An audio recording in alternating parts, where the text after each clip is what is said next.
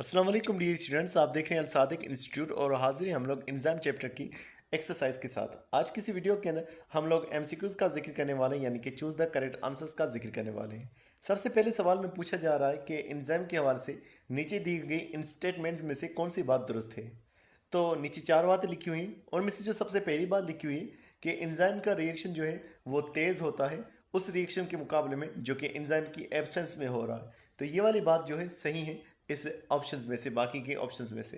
फिर उसके बाद दूसरा सवाल यहाँ पर मौजूद है कि एक्टिव साइट जो एंजाइम की है वो क्या चीज़ होती है।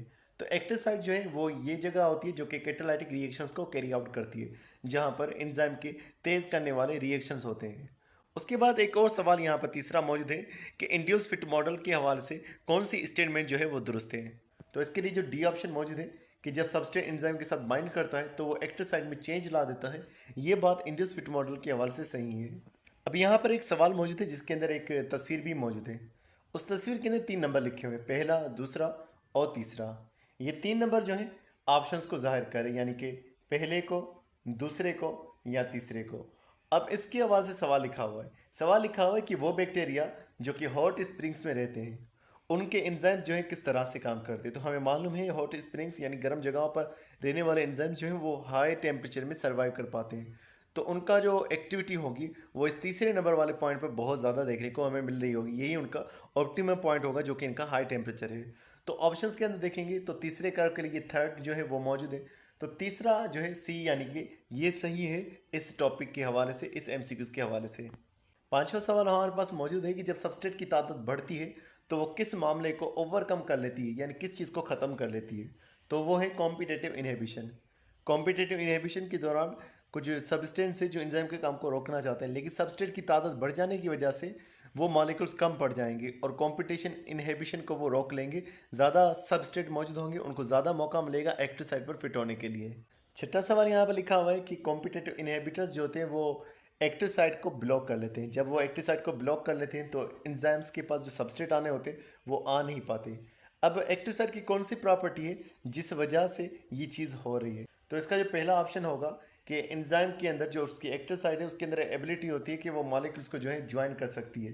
तो इस वजह से जब उसके पास इनहिबिटर आता है वो भी उसके पास ज्वाइन हो जाता है, वो उसके पास होल्ड हो जाता है, उसके पास आ जाता है। इस वजह से वो एक्टिव साइट में ठहर जाता है और बाकी मॉलिक्यूल जो है वो उसके साथ में रिएक्शन नहीं कर पाता। सातवें सवाल के अंदर एक एंजाइमिक पाथवे का जिक्र किया जा रहा है कि पहले हमारे पास एक्स सब्सटेंस मौजूद है, ये एक्स एक सब्सटेंस है, ये कन्वर्ट होगा वाई के अंदर, वाई कन्वर्ट होगा जेड में और जेड कन्वर्ट होकर फाइनली ए बनेगा। अब यहाँ पर ये हो रहा है कि जो ए है ये क्या कर रहा है, ये उस एंजाइम के साथ में जुड़ने वाला है जो कि एक्स को वाई में बदलेगा। अब यहाँ पर सवाल ये पूछा जा रहा है कि जो पहला सबस्टेंस है जिसको हम एक्स कह रहे हैं ये दरअसल क्या है। तो ये एक्स हमारे पास एक सबस्ट्रेट है। होता ये है कि ये पहला सबस्ट्रेट है, इसको एंजाइम चाहिए होगा और एंजाइम के बाद वो वाई में कन्वर्ट होगा और फिर वाई को एंजाइम चाहिए होगा, वो जेड में कन्वर्ट होगा। फिर जब जेड को एंजाइम मिलेगा तब जाकर के ए में वो कन्वर्ट होगा। जब हमारे पास प्रोडक्ट बहुत ज़्यादा हो चुकी है तो उस प्रोडक्ट को रोकने के लिए जो आखिरी प्रोडक्ट होता है वो इनहिबिटर का काम करता है, वो उस एंजाइम के साथ बाइंड कर जाता है जो कि पहले सब्सटेंस को कन्वर्ट करने के लिए रिस्पॉन्सिबल है। तो इस तरह से फर्दर ये ए वाला प्रोडक्ट नहीं बन पाएगा। तो यहाँ पर इसीलिए ए जो है वो बाइंड कर रहा है एक्स को और एक्स जो है हमारे पास एक सबस्ट्रेट है जो कि कन्वर्ट होना था वाई के अंदर। मज़े लिखा हुआ है कि एंजाइम को हम एक ऐसे सॉल्यूशन में दाखिल कर रहे हैं जिसके अंदर सबस्ट्रेट और प्रोडक्ट दोनों ही इक्विलिब्रियम में मौजूद हैं, दोनों ही बैलेंस मौजूद हैं। अब उस दौरान एंजाइम को दाखिल करने से क्या होगा।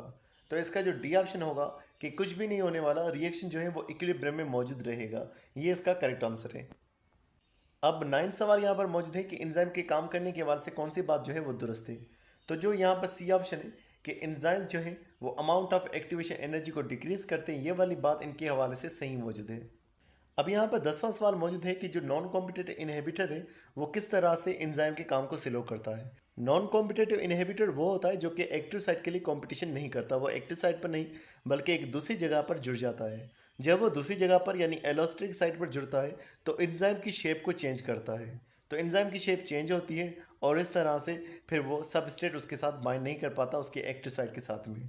तो इसका जो ऑप्शन है वो बी सही होगा, लेकिन बी में इन्होंने यहाँ पर गलती कर दी है, यहाँ पर रिएक्टेंट लिखा हुआ है जबकि रिएक्टेंट की जगह पर यहाँ पर एंजाइम आना था। तो उसका सही ऑप्शन जो है आप इस तरह से भी लिख सकते हैं, ई करके नन ऑफ दीज, या फिर आप लिख सकते हैं by changing the shape of the enzyme. तो ये वाला उसका जो है सही ऑप्शन होगा। लेकिन अगर सवाल इसी तरह से आता है by changing the shape of the enzyme, तो इसका बी ऑप्शन जो है वो दुरुस्त होगा।